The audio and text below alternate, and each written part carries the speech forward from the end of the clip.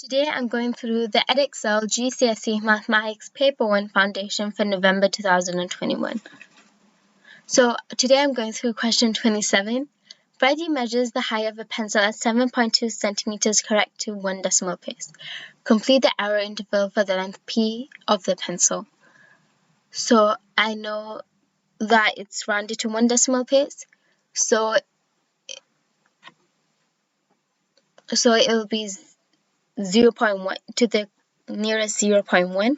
So I divide that by 2, which gives me 0.05. So I subtract that to get my lower bound, and I add that to get my upper bound, which would give me 7.15 and 7.25. So to write the error interval, it will be 7.15 is less than or equal to P, and P is less than 7.25, because the error interval is between which ranges could that number be if it was rounded to 1 decimal place, and it will give you an answer of 7.2 centimeters. Like and subscribe for more GCSE math videos.